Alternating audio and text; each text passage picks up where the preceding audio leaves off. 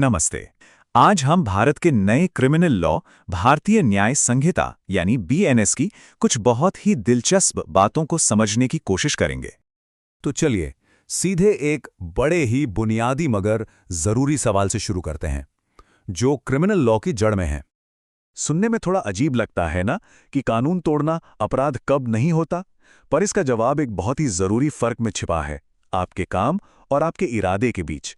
जैसे किसी को गलती से धक्का लग जाए और किसी को जानबूझकर गिराने के इरादे से धक्का दिया जाए, दोनों बातों में जमीन आसमान का फर्क है।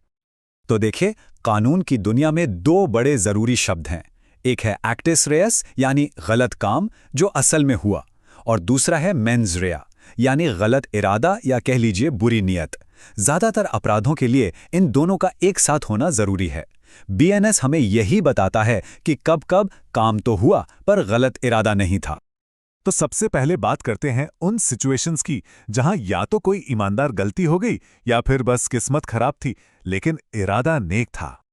इस टेबल में जो चीज देखने वाली है वो ये है कि ये सारे अपवाद एक ही सोच के आसपास घूमते हैं। कानून सिर्फ ये नहीं देखता कि क्या हुआ, बल्कि ये देखता है कि उसके पीछे इरादा कैसा था। क्या वो काम नेक नियति से किया गया था? क्या कोई आपराधिक मंशा थी ही नहीं? और हाँ, दो तरह की गलतियों में बहुत बड़ा फर्क है। एक है मिस्टेक ऑफ फैक्ट, मतलब आपको किसी तथ्य की गलतफहमी हो गई, ये एक बहाना हो सकता है। पर दूसरा है मिस्टेक ऑफ लॉ, यानी आप कहें कि भाई मुझे तो पता ही नहीं था कि ये गैर कानूनी है। ये आमतौर पर नहीं चलता। अच्छा, तो इरादे की बात तो हो गई, पर उन सिचुएशंस का क्या जहां कोई इंसान गलत इरादा बना ही नहीं सकता, मतलब उसकी मानसिक या शारीरिक क्षमता ही वैसी नहीं है। ये टेबल उन्हीं हालातों के बारे में है, जैसे कोई मानसिक रूप से स्थिर नहीं है, या कोई बहुत छोटा बच्चा है, या फिर किसी से जबरदस्ती कोई काम करवाया गया हो। इन मामलों में कानून मानता है कि उस व्यक्ति की क्रिमिनल जिम्मेदारी नहीं बनती। और देखिए, बच्चों के मामले में बीएनएस के नियम बिल्कुल साफ हैं। 7 साल से कम का बच्चा, उसे किसी भी चीज के लिए जिम्मेदार नहीं ठहराया जा सकता।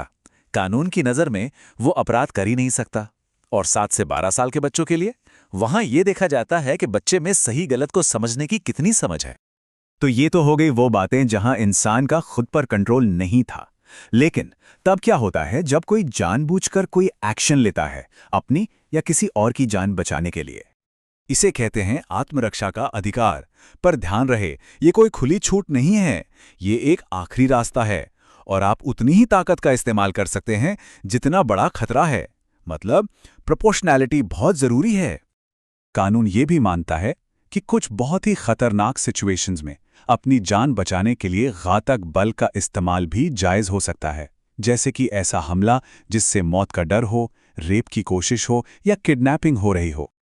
और ये अधिकार सिर्फ जान बचाने के लिए नहीं, बल्कि अपनी प्रॉपर्टी को बचाने के लिए भी है, खासकर डकैती या रात में घर में आग लगाने जैसी खतरनाक वारदातों के खिलाफ। अब बात करते हैं उन लोगों की जो खुद तो अपराध नहीं करते, पर उसे करवाने में पूरी मदद करते हैं। इसे कहते हैं अबेटमेंट या दुष्प्रेरण। इसका पहला तरीका है किसी को सीधे सीधे उकसाना, भड़काना या किसी भी तरह से अपराध करने के लिए बढ़ावा देना। दूसरा तरीका है किसी साजिश का हिस्सा बनना, मतलब दूसरों के साथ मिलकर प्लानिंग करना और फिर उस प्लान पर कोई कदम भी उठाना। और तीसरा तरीका है जानबूझकर मदद करना, यानी ऐसा कुछ करना जिससे अपराधी का काम और भी आसान हो जाए। अब साजिश के मामले में एक बहुत ही बारीक सा पेंच है, इसे समझना जरूरी है। अगर प्लान किसी बड़े अपराध का है तो सिर्फ प्लान बना लेना ही अपने आप में एक जुर्म है, कोई एक्शन लेने की जरूरत नहीं।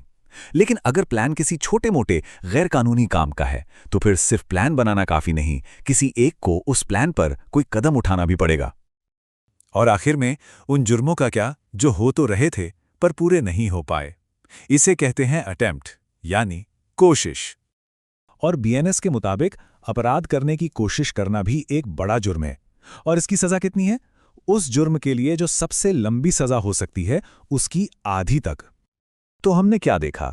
एक तरफ ऐसा काम है जिसके पीछे गलत इरादा नहीं, और दूसरी तरफ ऐसा गलत इरादा है जो काम में तब्दील नहीं हो पाया। कानून इन दोनों ही चीजों को, यानी हालात और नियत, दोनों को तौलता है। तो आखिर में एक सवाल बचता है। कानून ने तो काम और इरादे के बीच अपनी लकीरें खींच दी हैं, पर एक समाज के तौर पर हमारी लकीरें कहाँ होनी चाहिए? ये एक ऐसा सवाल है जिस पर हम सबको सोचना चाहिए।